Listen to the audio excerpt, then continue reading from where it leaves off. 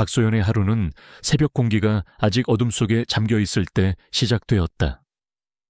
동쪽 하늘에 희미하게 보랏빛이 감돌기 시작하면 마을의 닭들이 띄엄띄엄 울어댔고, 그 소리는 고요한 시골 마을의 정적을 찢는 유일한 소리였다. 오래된 시계에 째깍거리는 소리가 낡은 벽에 걸린 채 묵묵히 시간을 새기고 있었다.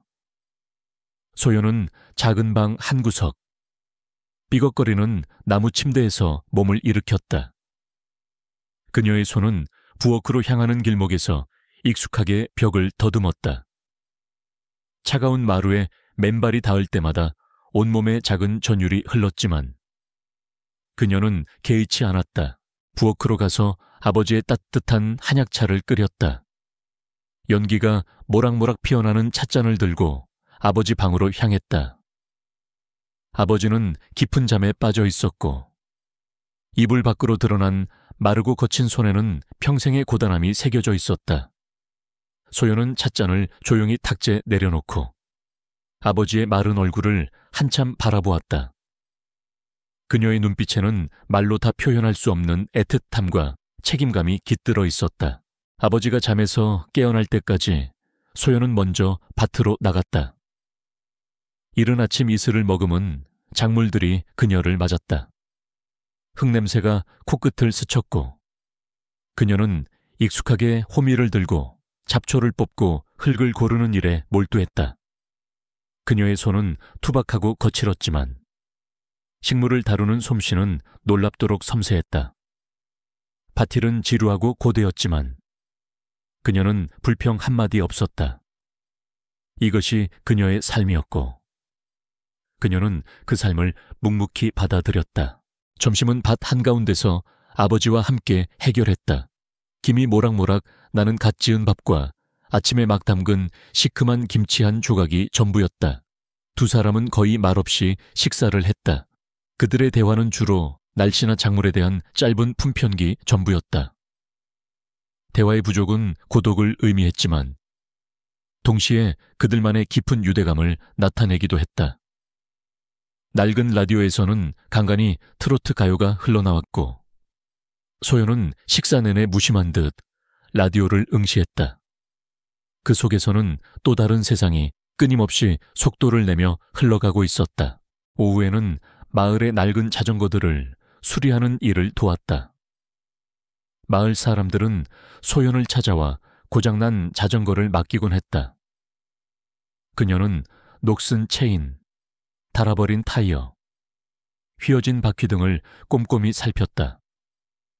흙투성이 손으로 기름때를 닦아내고 작은 부품들을 조립하는 그녀의 모습은 영락없는 정비사였다.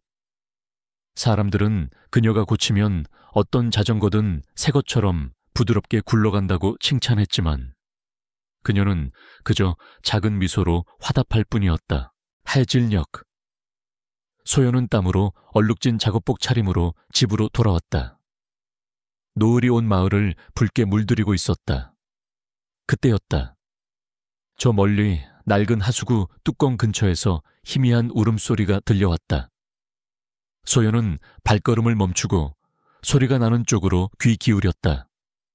작고 가냘픈 소리였다. 그녀는 주저없이 그곳으로 향했다. 하수구 뚜껑 아래 흙탕물에 빠져 허우적대는 새끼 강아지 한 마리가 보였다.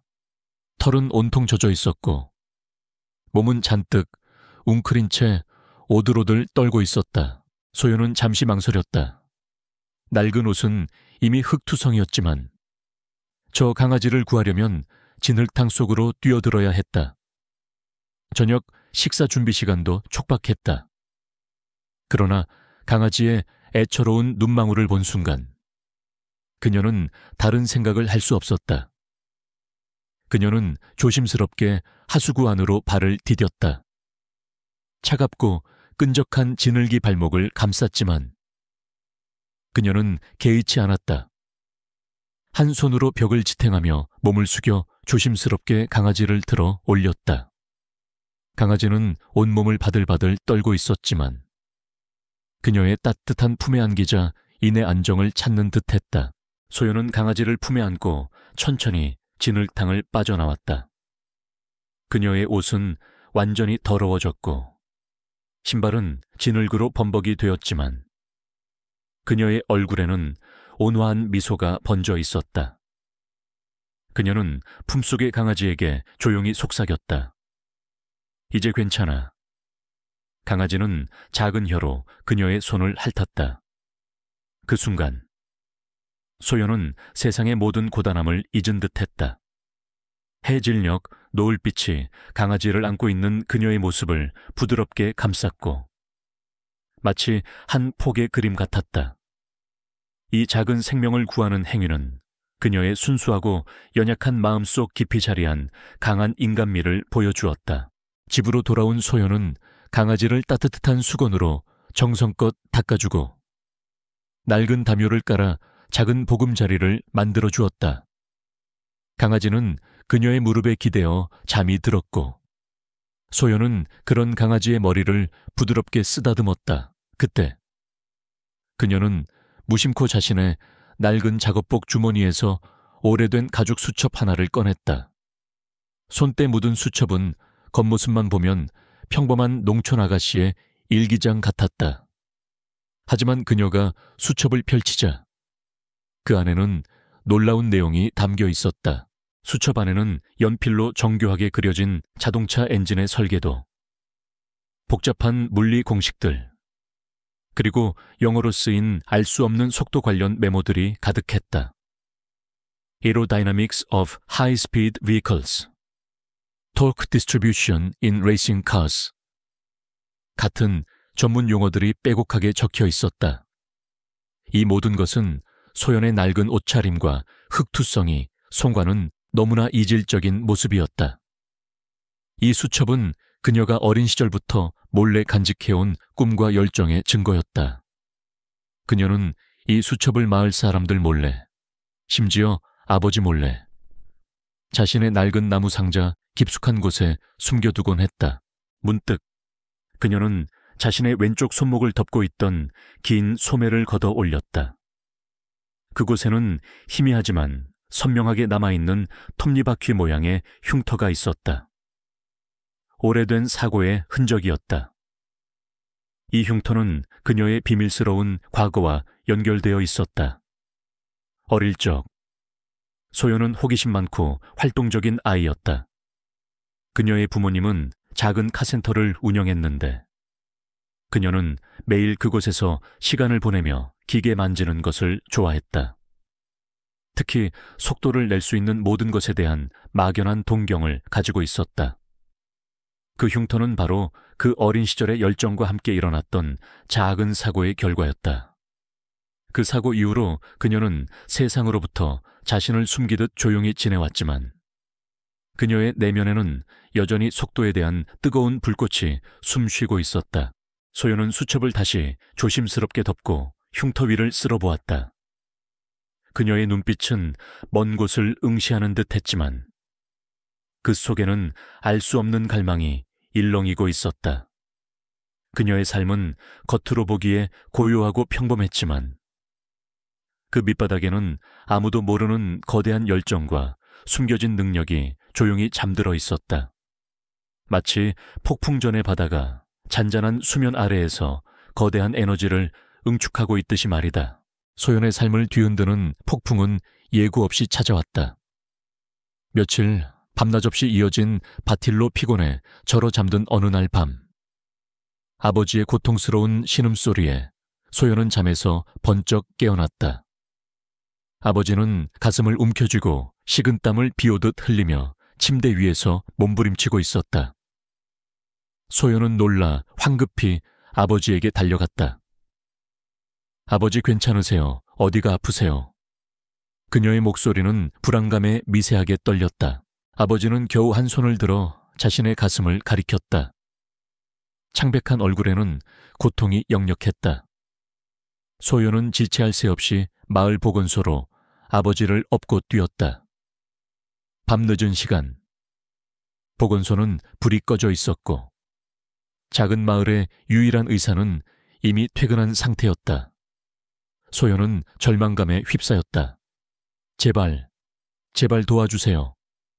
그녀의 외침은 텅 빈 복도에 공허하게 울려 퍼졌다. 간신히 연락이 닿은 의사는 아버지를 진찰하더니 심각한 표정으로 고개를 저었다. 소연 양, 어르신은 위독하십니다. 당장 큰 병원으로 가셔야 해요.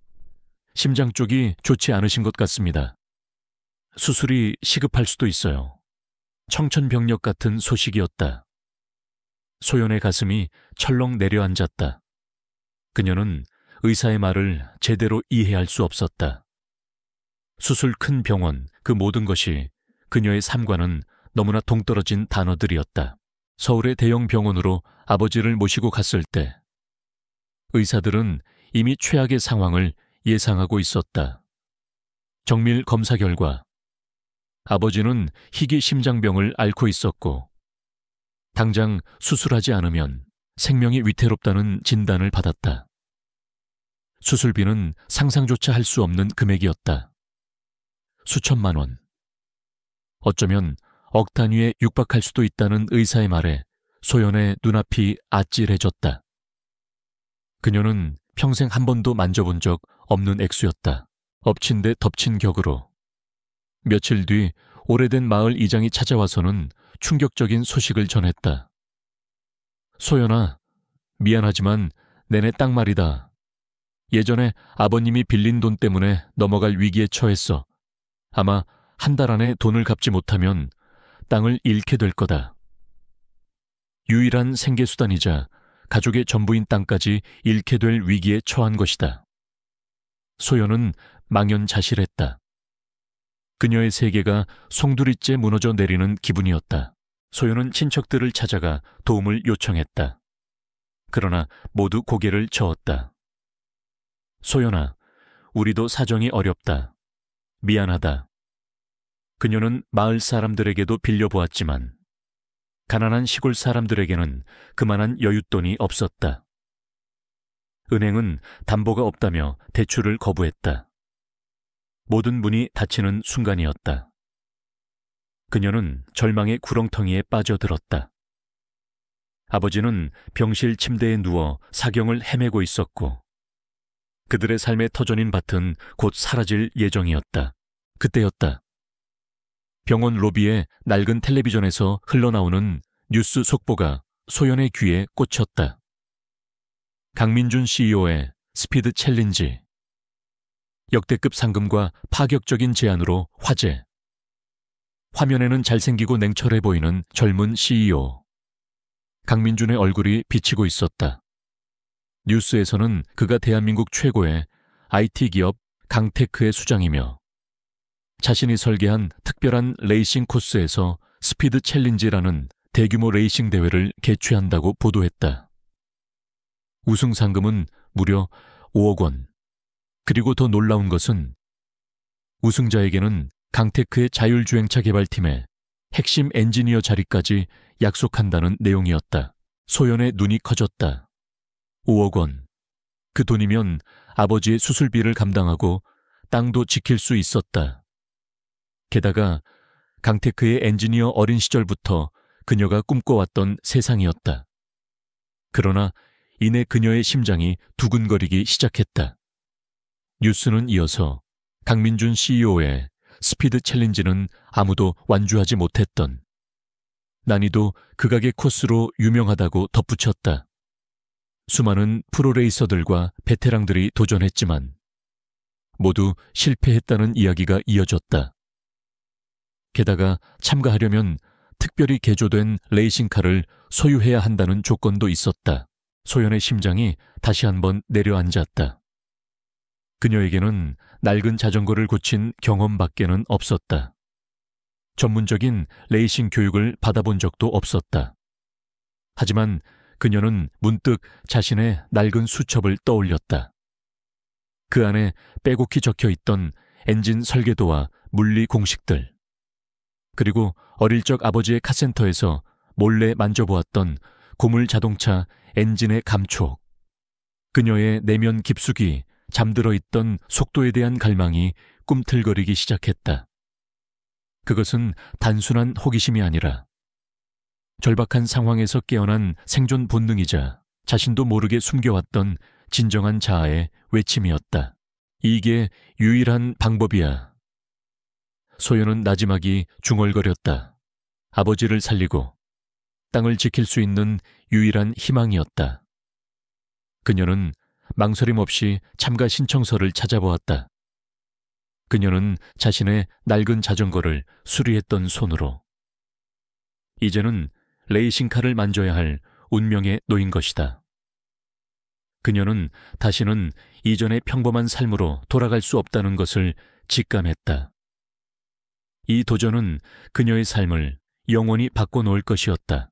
그날 밤, 소연은 잠들지 못했다. 그녀는 낡은 수첩을 펼치고 밤새도록 연구에 몰두했다. 레이싱카의 구조, 엔진의 원리, 공기역학. 그녀는 모든 것을 스펀지처럼 흡수했다. 아버지가 위독하고 땅마저 이를 위기에 처했지만 그녀의 눈빛은 그 어느 때보다 강렬하게 빛났다. 절박함 속에서 그녀의 숨겨진 재능이 비로소 깨어나기 시작한 것이다. 다음 날 아침, 소연은 굳은 결심을 한 채 병실 문을 나섰다. 그녀는 더 이상 주저하지 않았다. 오직 한 가지 목표만을 향해 나아갈 뿐이었다. 대회 등록 장소는 소연이 태어나서 한 번도 가본 적 없는 화려한 세상이었다. 서울 도심 한복판에 자리한 강테크 모터스의 전용 레이싱 서킷 입구는 유리와 강철로 지어진 거대한 건물로 고급 세단과 스포츠카들이 질비하게 늘어서 있었다. 번쩍이는 크롬 장식과 고가 타이어 냄새가 공기를 가득 채웠다. 소연은 낡은 운동화와 빛바랜 작업복 차림으로 그곳에 서 있었다. 그녀가 끄는 손수레 위에는 낡고 녹슨 철골 구조에 허술하게 용접된 마치 폐차 직전의 고물 같은 레이싱카가 실려 있었다. 이 차는 마을에서 버려진 부품들을 모으고 그녀의 낡은 수첩 속 설계도를 바탕으로 밤새워 조립한 것이었다. 그녀의 등장에 접수처 직원들은 물론 주변의 화려한 차림의 참가자들도 수군거렸다. 저거 뭐야? 농기구 아냐? 시골에서 온 아가씨라는데 장난치는 건가? 비웃음 섞인 시선과 조롱이 그녀를 향해 쏟아졌다. 소연은 그들의 시선을 피하지 않았다. 대신 굳게 담은 입술과 흔들림 없는 눈빛으로 자신의 차를 점검구역으로 밀고 들어갔다. 점검구역은 최첨단 장비들로 가득했다. 번쩍이는 리프트 위에는 수십억을 호가하는 최신형 레이싱카들이 올라가 있었고 전문 엔지니어들이 분주하게 움직였다. 소연의 낡은 차는 그 속에서 더욱 초라해 보였다. 그때였다. 저 멀리서 한 무리의 사람들이 다가왔다. 그 중심에는 이번 대회의 주최자인 강민준 CEO가 있었다. 그는 깔끔한 슈트 차림에 냉철하고 도도한 표정을 짓고 있었다. 그의 옆에는 자신감 넘치는 미소를 띠고 있는 젊은 남성 최진우가 서 있었다. 최진우는 유명 자동차 경주 선수 출신 가문의 아들이자 강테크와 경쟁 관계에 있는 기업의 후계자였다. 그는 소연의 차를 보자마자 비웃음이 가득한 표정으로 콧방귀를 뀌었다. 아니, 강민준 씨, 이게 대체 뭡니까? 동네 고물상에서 주워온 고철 덩어리인가요? 이런 차로 레이싱을 하겠다고요. 우리 대회에 품격이 떨어지는군. 최진우는 노골적으로 소연을 비웃으며 조롱했다. 강민준은 소연을 슬쩍 쳐다보았지만 아무런 표정 변화 없이 고개를 돌렸다. 그의 눈에는 소연이 그저 철없는 시골 아가씨 정도로 비치는 듯 했다. 바로 그때 한쪽에서 시끄러운 소리가 들려왔다. 최진우의 팀 소속인 한 레이싱카가 시동이 걸리지 않아 정비팀이 우왕좌왕하고 있었다. 이게 왜 이래? 아까까진 괜찮았잖아. 운전석에서 내려온 레이서가 짜증 섞인 목소리로 소리쳤다. 여러 명의 전문 엔지니어들이 달려들어 엔진룸을 열고 이리저리 살펴보았지만 아무도 원인을 찾아내지 못했다. 소연은 잠시 망설였다. 이런 상황에서 나서면 더욱 비웃음만 살 것이 분명했다. 하지만 그녀의 눈은 이미 그 차의 엔진룸 속을 꿰뚫어 보고 있었다. 어린 시절 아버지의 카센터에서 수많은 엔진을 만져보았던 경험과 낡은 수첩 속의 지식들이 빠르게 교차했다. 그녀의 시선은 특정 부품에 꽂혔다. 저기, 혹시 트랜스미션 쪽 연결 나사가 풀린 것 같아요. 소연은 작은 목소리로 조심스럽게 말했다. 그녀의 말에 주변 사람들은 더욱 비웃음을 터뜨렸다. 뭐 시골 아가씨가 뭘 안다고. 최진우는 코웃음을 쳤다. 그러나 그때 강민준 CEO의 비서이자 그의 오른팔인 젊은 기술자 지훈이 소연의 말을 들었다. 지훈은 냉철하고 분석적인 성격의 소유자였지만 항상 열린 마음으로 새로운 가능성을 찾고 있었다. 그는 소연의 낡은 차를 보고 처음에는 의아해했지만 그녀의 눈빛에서 범상치 않은 무언가를 느꼈다. 지훈은 소연의 말에 잠시 망설이더니 한번 확인해 볼까요? 라며 엔지니어들에게 지시했다. 엔지니어 한 명이 소연이 가리킨 부분을 확인하기 위해 공구를 들었다. 그리고 놀랍게도 그곳에 나사가 미세하게 풀려있는 것을 발견했다. 정말이네. 어떻게 아셨죠? 엔지니어는 놀란 눈으로 소연을 바라보았다. 지훈의 눈에도 놀라움이 스쳐 지나갔다. 그는 소연에게 다가가 소연 씨는 기계에 대해 잘 아시는군요. 라고 물었다. 소연은 수줍게 고개를 끄덕였다. 네, 어릴 때부터 아버지가 카센터를 하셔서 혼자서 이것저것 만져봤어요. 그녀의 재능이 우연히 그리고 강렬하게 발현되는 순간이었다. 소연은 나서서 자신의 능력을 과시하려 하지 않았다. 단지 눈앞의 문제를 해결하기 위해 자신도 모르게 숨겨왔던 지식을 꺼냈을 뿐이었다. 최진우는 이 광경을 보고 얼굴이 굳어졌다. 그의 눈에 질투심과 분노가 명백하게 드러났다. 우연이겠지. 그깟 나사 하나 보고 뭘 대단하다고. 그는 애써 태연한 척했지만 그의 속은 불편함으로 가득했다. 최진우는 소연이 자신에게 위협이 될 수 있다고 판단했다. 그는 즉시 자신의 스태프를 불러 소연의 배경을 조사하라고 지시했다. 저런 시골뜨기가 여기까지 온 게 말이 안 돼. 뭔가 꿍꿍이가 있을 거야. 그리고 저 낡은 차 어떻게든 트집 잡아서 실격시켜버려. 그날 밤 소연은 자신의 차를 점검하고 있었다. 부품이 낡아 엔진에서 이상한 소리가 나는 것을 발견했다. 그때 누군가 그림자처럼 다가와 그녀의 차에 손을 대는 것을 느꼈다. 소연은 본능적으로 몸을 숨겼다. 어둠 속에서 최진우가 고용한 것으로 보이는 남자들이 그녀의 채 몰래 접근하여 미세하게 부품을 조작하고 몇몇 전선을 느슨하게 연결하는 것을 보았다. 그들은 자신들의 행동이 발각되지 않을 것이라고 확신하는 듯 했다. 소연은 그들이 사라진 후 조용히 차로 돌아와 자신들이 망가뜨린 부분을 수리했다. 그녀는 분노했지만 동시에 더욱 강한 결의를 다졌다. 한편 강민준 CEO는 멀리서 소연이 나사 문제를 해결하는 모습을 지켜보았다. 그는 여전히 냉철한 표정이었지만 그의 눈빛에는 미세한 흥미와 함께 의문이 떠올랐다. 저런 시골 처녀가 저런 지식을 가지고 있다니 흥미롭군. 그는 지훈에게 소연에 대해 조용히 알아보라고 지시했다. 그의 시선은 여전히 소연을 무시하는 듯 했지만 그의 마음속에는 이미 그녀에 대한 작은 씨앗이 심어지고 있었다. 지훈은 소연을 남몰래 돕기 시작했다.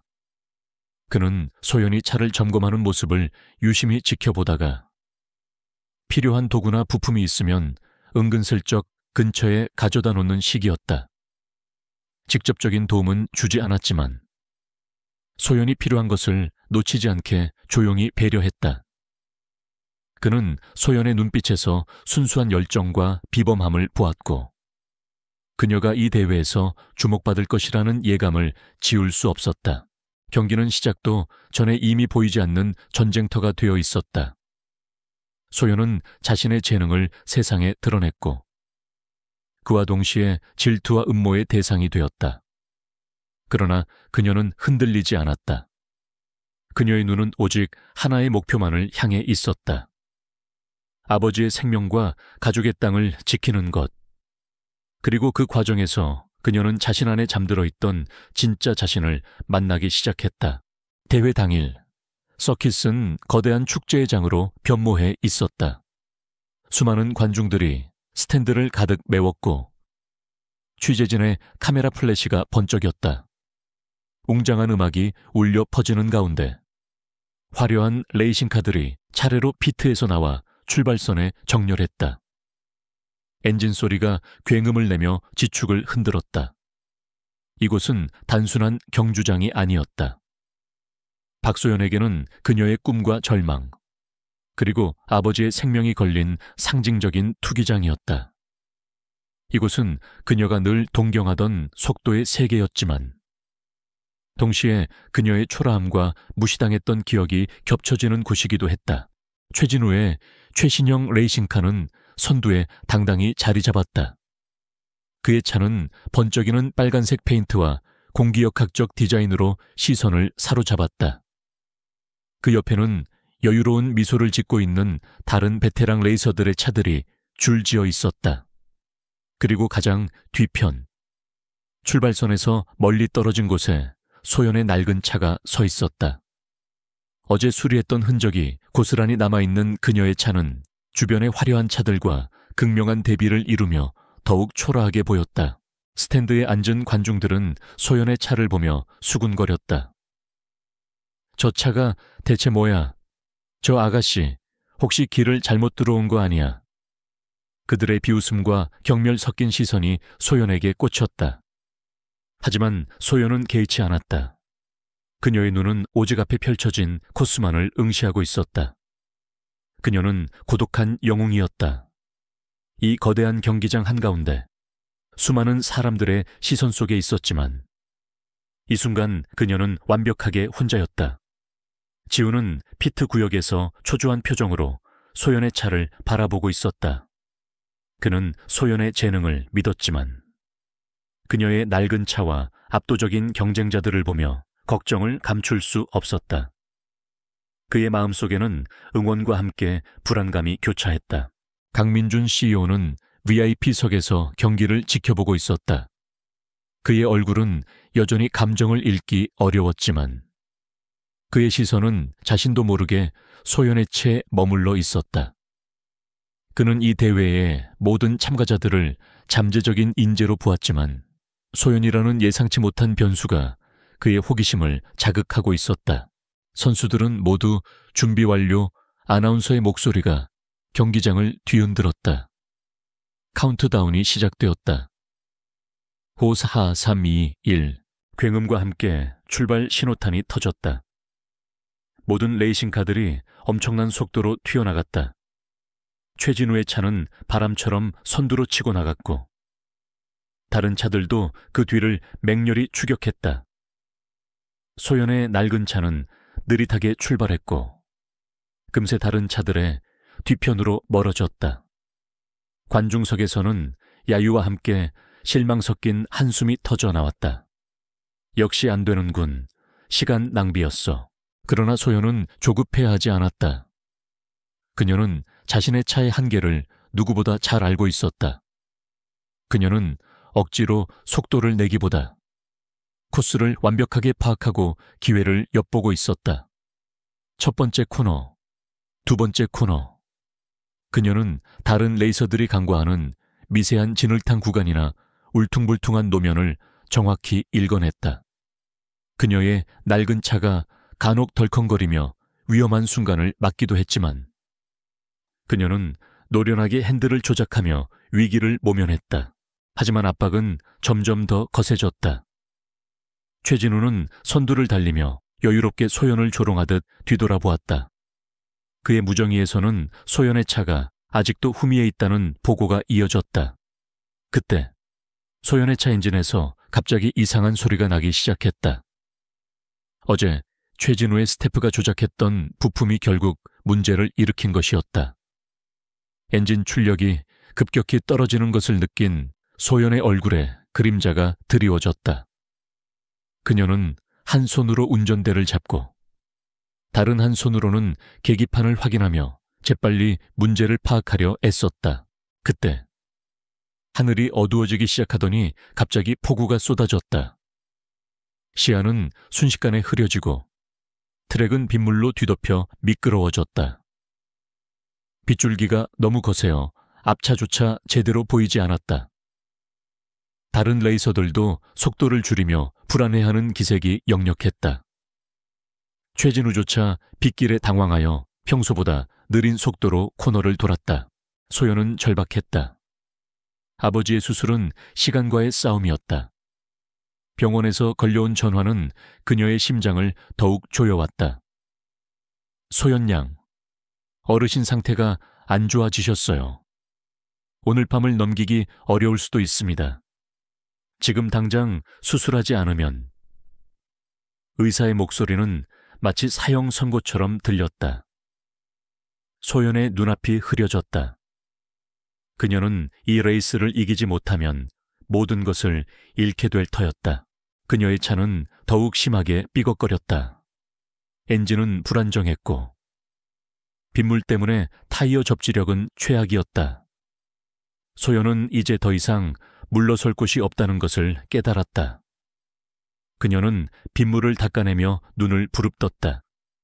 그녀의 머릿속에는 오직 아버지의 얼굴과 낡은 수첩 속의 공식들, 그리고 속도에 대한 어린 시절의 순수한 열정만이 가득했다.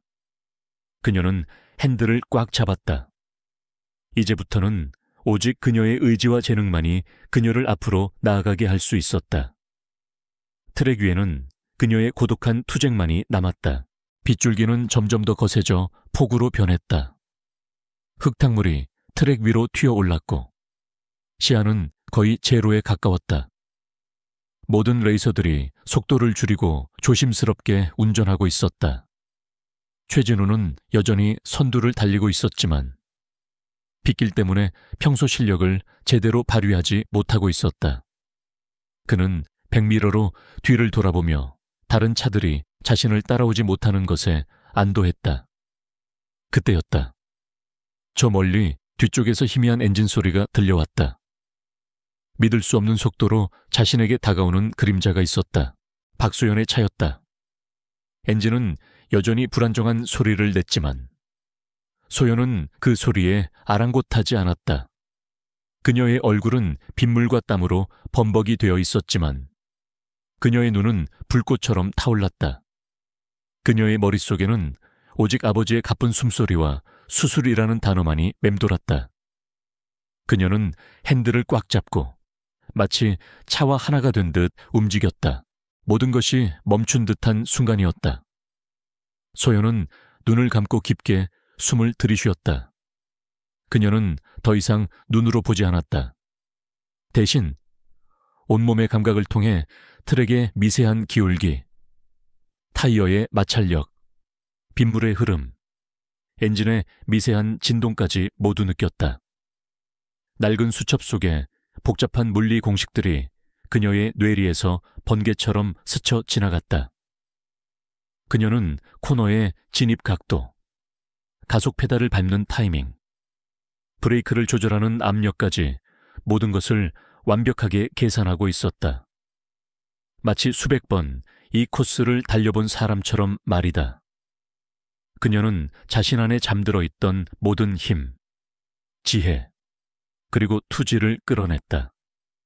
그녀의 움직임은 느리지만 정교했고 동시에 폭발적인 에너지를 담고 있었다. 소연은 페달을 끝까지 밟았다. 낡은 엔진은 비명을 지르는 듯 했지만 그녀는 개의치 않았다. 타이어는 빗길 위를 미끄러지듯 나아갔지만 그녀는 미세한 카운터 스티어링으로 균형을 잡았다. 그녀는 마치 물 위를 달리는 듯한 기묘한 움직임으로 다른 차들을 하나둘씩 추월하기 시작했다. 관중석에서는 탄성과 함께 놀라움의 함성이 터져나왔다. 저 차 뭐야, 미쳤어. 마지막 랩. 가장 가파른 코너 구간이었다. 최진우는 선두를 지키기 위해 필사적으로 속도를 냈다. 그의 차는 코너를 빠져나가며 엄청난 굉음을 냈다. 소연의 차는 그 뒤를 맹렬히 추격했다. 그때 최진우는 비열한 미소를 지으며 자신의 차를 살짝 왼쪽으로 틀어 소연의 진입로를 막았다. 고의적인 방해였다. 소연의 차는 벽에 부딪히기 직전이었다. 관중석에서는 비명소리가 터져나왔다. 모두가 소연이 포기할 것이라고 생각했다. 지우는 두 손으로 입을 틀어막았고 강민준 CEO의 얼굴에도 당황한 기색이 역력했다. 바로 그 숨막히는 순간이었다. 소연은 눈을 감았다. 그녀의 귓께는 아버지의 희미한 목소리가 들리는 듯했다. 포기하지 마라, 소연아. 그녀는 온몸의 힘을 모아 핸들을 오른쪽으로 꺾었다. 동시에 브레이크를 짧게 끊어 밟았다. 낡은 차에 뒷바퀴가 미끄러지며 엄청난 굉음과 함께 연기를 뿜어냈다.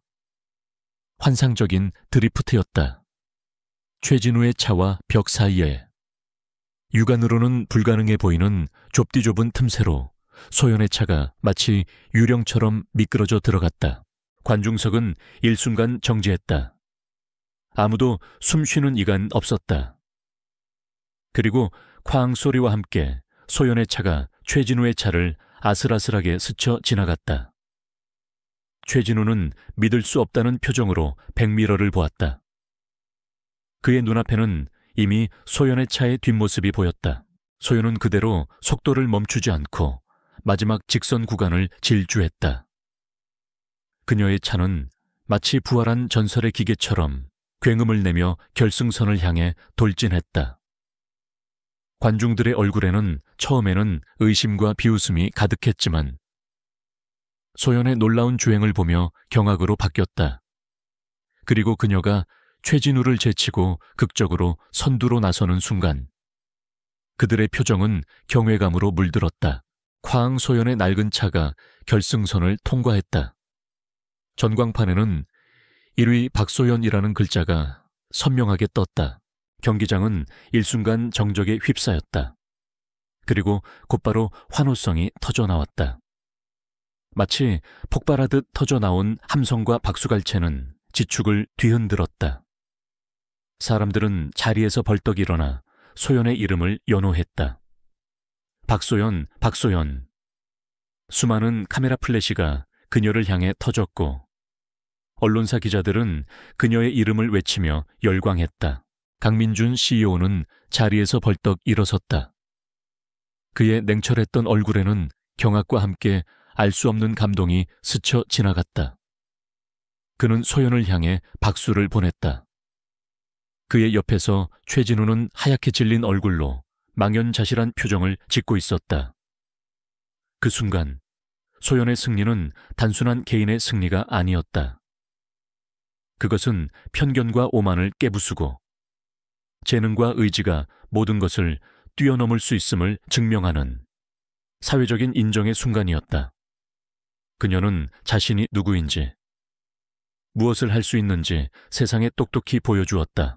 소연은 차에서 내렸다. 그녀의 몸은 젖어 있었지만 그녀의 눈빛은 그 어느 때보다 빛나고 있었다. 그녀는 관중석을 바라보며 희미하게 미소 지었다. 그 미소는 승리의 기쁨뿐만 아니라 오랫동안 억눌렸던 그녀의 진정한 자아가 세상에 드러나는 해방감으로 가득 차 있었다. 결승선 통과 후 박소연은 수많은 기자들과 카메라에 둘러싸였다. 플래시가 연신 터졌고 질문들이 빗발쳤다. 하지만 그녀는 침착하게 아버지의 병원비를 위해 이 대회에 참가했음을 밝혔고 그녀의 진솔한 이야기에 기자들은 감동했다. 그때 갑자기 최진우가 비틀거리며 소연에게 다가왔다. 그의 얼굴은 분노와 수치심으로 일그러져 있었다. 이게 다 무슨 수작이야. 내까짓게 감히 날 이겨. 뭔가 속임수를 썼을 게 분명해. 그는 소연에게 손가락질하며 고함을 질렀다. 하지만 최진우의 난동은 오래가지 못했다. 지훈이 그의 앞을 가로막으며 단호하게 말했다. 최진우 씨, 그만하세요. 저희는 이미 당신이 소연 씨의 차에 고의적으로 손을 댄 증거를 확보했습니다. 경기 전 정비구역 CCTV 영상과 저희 팀 엔지니어들의 증언이 있습니다. 지훈의 말에 최진우의 얼굴은 더욱 창백해졌다. 그는 지훈이 말하는 것이 단순한 추측이 아님을 직감했다. 그때 강민준 CEO가 사람들 앞으로 나섰다. 그의 얼굴은 더 이상 냉철함으로 가득하지 않았다. 오히려 심각함과 함께 알 수 없는 감정이 교차하고 있었다. 최진우 씨, 강테크는 스포츠 정신을 저해하는 어떠한 행위도 용납하지 않습니다. 당신의 행동은 명백한 규칙 위반입니다. 즉시 모든 대외 활동에서 물러나십시오. 그리고 당신의 아버지 회사와의 모든 협력 관계를 재검토할 것입니다. 강민준의 말은 단호했고 그의 뒤에 선 지훈은 이미 관련 문서를 준비하고 있었다. 이 소식이 전해지자마자 최진우의 아버지가 운영하는 회사는 큰 타격을 입었다. 강테크와의 계약 파기는 물론 언론과 대중의 비난이 쏟아졌다. 결국 최진우의 아버지는 불법적인 사업 확장과 탈세 혐의로 검찰 수사를 받게 되었고 얼마 지나지 않아 모든 재산을 몰수당하고 감옥에 갇혔다. 최진우는 모든 명예와 부를 잃고 대중으로부터 외면당하며 비참한 나락으로 떨어졌다. 그의 오만함과 질투심이 그 자신과 가족을 파멸로 이끈 것이다. 강민준은 소연에게 다가섰다.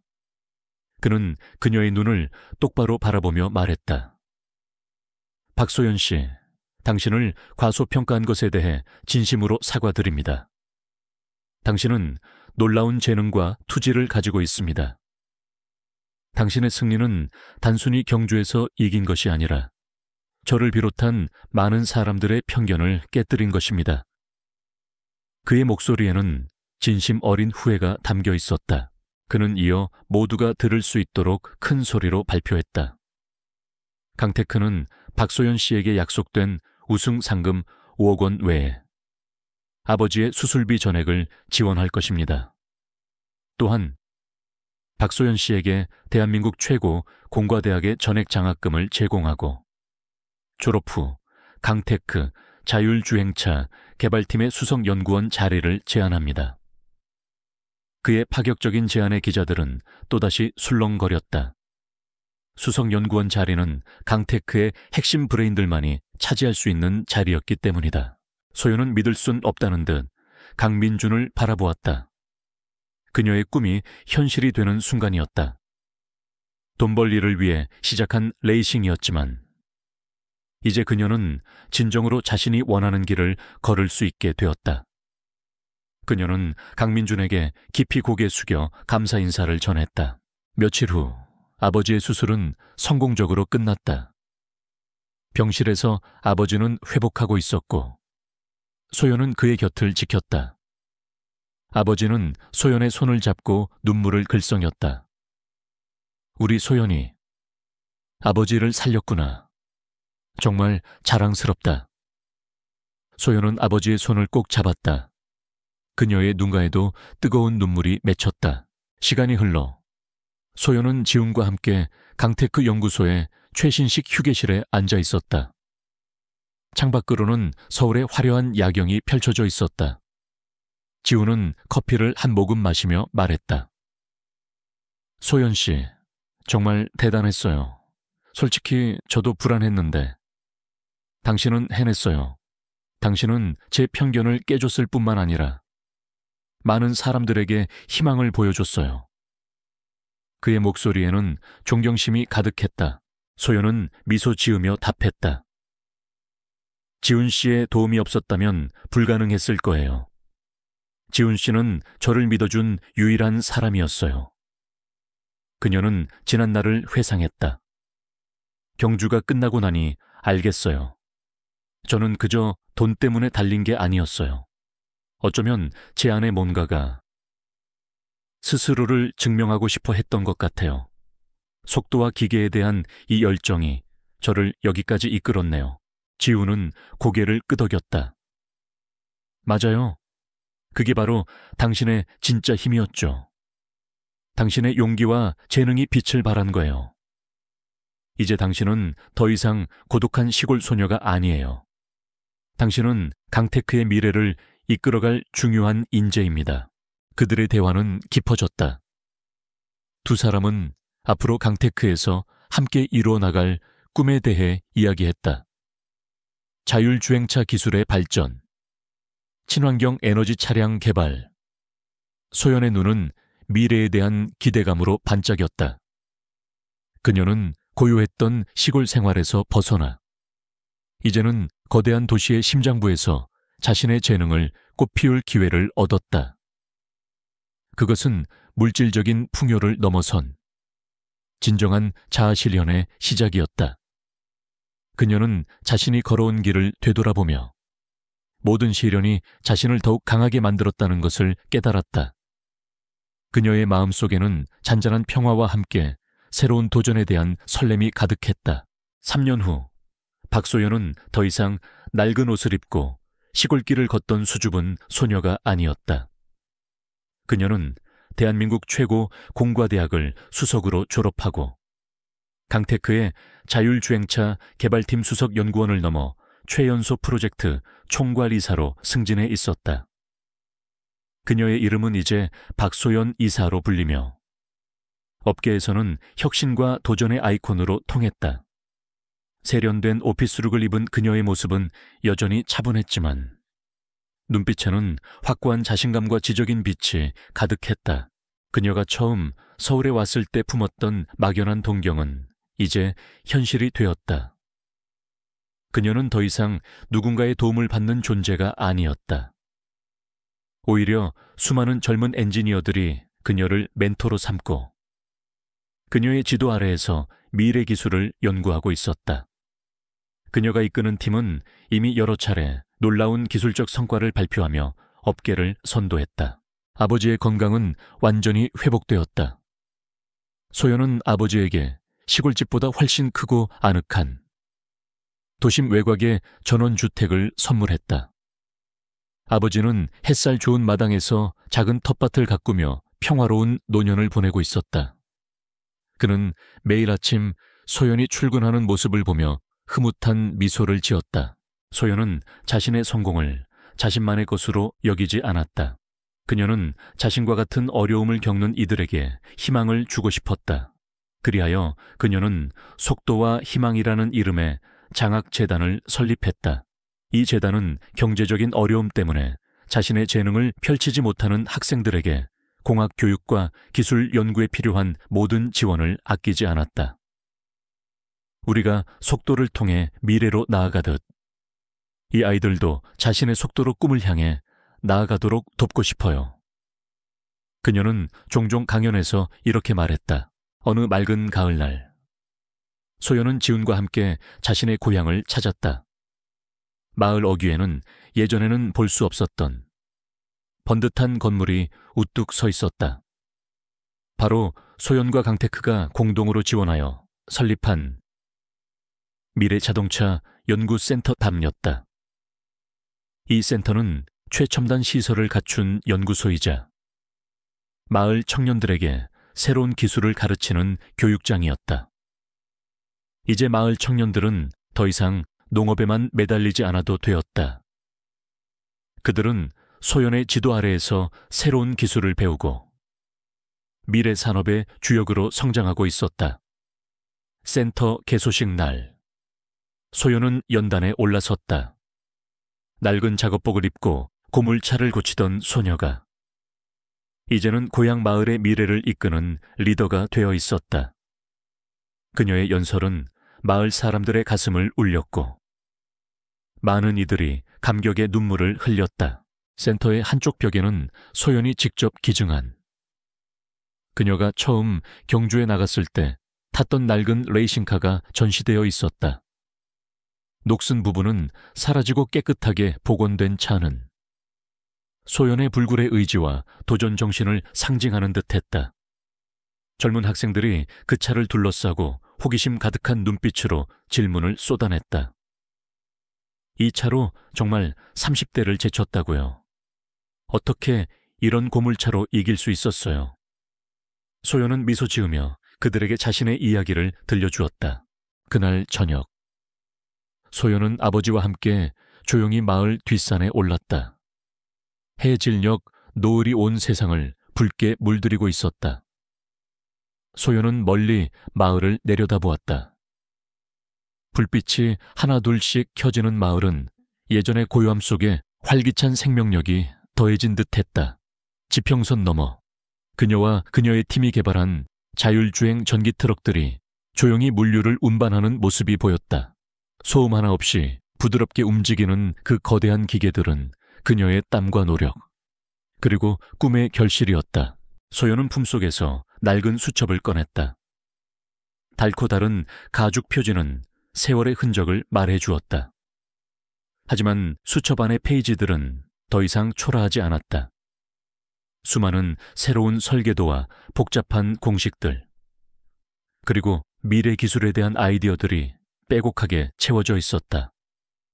그녀는 수첩의 마지막 빈 페이지에 연필을 들고 새로운 문장을 써내려갔다. 속도는 단순히 빠름이 아니다. 속도는 변화이고, 속도는 미래이며, 속도는 꿈을 향한 열정이다. 그녀는 수첩을 닫고 밤하늘을 올려다보았다. 수많은 별들이 반짝이는 밤하늘은 그녀의 앞날처럼 무한한 가능성을 품고 있는 듯했다. 그녀의 옆에는 이제 더 이상 그녀를 고독하게 만들지 않는 아버지와 그녀의 곁을 든든히 지켜주는 지훈이 있었다. 그녀는 이제 혼자가 아니었다. 그녀는 자신의 재능으로 세상을 변화시키고 다른 이들에게 영감을 주는 존재가 되었다. 소연의 이야기는 끝이 아니었다. 그것은 새로운 시작이었다. 그녀는 계속해서 달릴 것이고, 계속해서 새로운 기술을 만들어낼 것이며, 계속해서 더 많은 이들에게 희망을 선사할 것이다. 그녀의 삶은 한 권의 책이었고, 그 책은 이제 가장 빛나는 장을 넘기고 있었다. 시골 소녀 박소연의 놀라운 이야기에 여러분의 마음이 움직이셨나요? 그녀처럼 불가능에 도전하고 꿈을 이룬 이야기에 감명받으셨다면 댓글로 여러분의 생각을 공유해 주세요. 이 영상이 마음에 드셨다면 좋아요를 누르고 저희 채널을 구독하여 더 많은 감동적인 이야기를 만나보세요. 다음 이야기에서 또 만나요.